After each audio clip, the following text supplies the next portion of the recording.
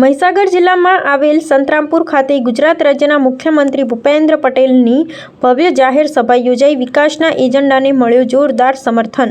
સ્થાનિક સ્વરાજ્ય ચૂંટણી 2026ને ધ્યાનમાં રાખીને સંતરામપુરના પ્રતાપપુરા વિસ્તારમાં મહાકાળી મંદિર ગ્રાઉન્ડ ખાતે ગુજરાત રાજ્યના મુખ્યમંત્રી ભૂપેન્દ્ર પટેલની ઉપસ્થિતિમાં ભવ્ય જાહેર સભાનું આયોજન કરવામાં આવ્યું હતું। આ પ્રસંગે મોટી સંખ્યામાં નાગરિકો, પક્ષના કાર્યકરો, હોદ્દેદારો અને આગેવાનો ઉત્સાહભેર હાજર રહ્યા હતા। ગુજરાત રાજ્યના મુખ્યમંત્રીએ પોતાના સંબોધનમાં રાજ્ય સરકાર દ્વારા હાથ ધરાયેલા વિકાસ કાર્યો અને જનકલ્યાણકારી યોજના અંગે વિસ્તૃત માહિતી આપી હતી। તેમણે સ્થાનિક સ્વરાજ્ય સંસ્થાઓની જ મહત્વપૂર્ણ ભૂમિકા પર ભાર મૂકતા આવનારી ચૂંટણીમાં વિકાસના એજન્ડાને સમર્થન આપવા માટે મતદારોને આહવાન કર્યું હતું।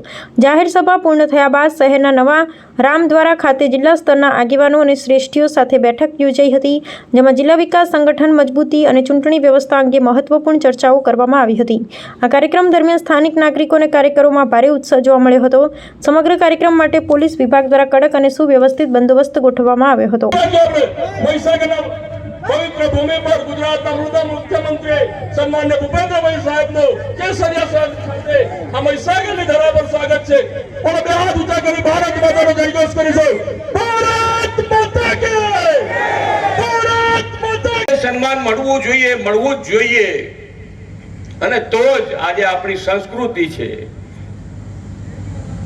આપણી વિરાસત છે, એ બંનેને ટકાઈ રાખીશું તો જ આપણે આગળ વધી શકીશું। કોઈ પણ પ્રલોભન આપે, કામ કરવું નથી, જેને ભાગે કામ કરવાનું આવવાનું નથી, એ તો તમને જે કહેવું હોય કહી શકે એવું છે। એમાં અમારે એમાં કોઈને આપણે ટોકવા નથી, રોકવા નથી। આપણે આપણું કામ, આપણો ધ્યેય લઈને આગળ વધી રહ્યા છે। આજે વિકસિત ભારત અને વિકસિત ભારત માટે વિકસિત ગુજરાત, આ વિકસિત ગુજરાત માટે આપણે સૌએ સાથે મળીને આગળ વધવું છે। નાનામાં નાનો માણસ, સેવાળાનો માણસ આપણે મુખ્ય પ્રવાહમાં કેવી રીતે આવે એના માટેના હર હંમેશ માન્ય વડાપ્રધાનશ્રીએ પ્રયત્ન કર્યા છે। આ પ્રયત્નમાં જેને મુખ્ય પ્રવાહમાં લાવવા માટે સરકારી દરેકે દરેક યોજના, જેટલી યોજના બનાવી છે એ બધી યોજનાનો લાભ તમને મળે એના માટેના સરકારે પ્રયત્નો કર્યા છે।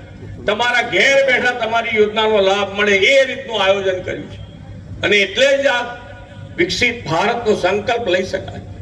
અને વિકસિત ભારતના સંકલ્પ માટે વિકસિત ગુજરાત અને વિકસિત ગુજરાત માટે આપણે સૌએ સાથે મળીને આગળ વધવું પડશે।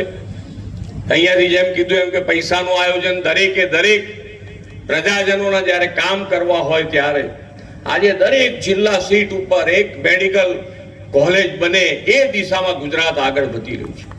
અને આજે આખો દેવ અંબાજીથી ઉમરગામ સુધીનો જે આખો બેલ્ટ છે એની અંદર પણ દીકરા દીકરીઓ આજે મેડિકલ એટલે કે ડોક્ટર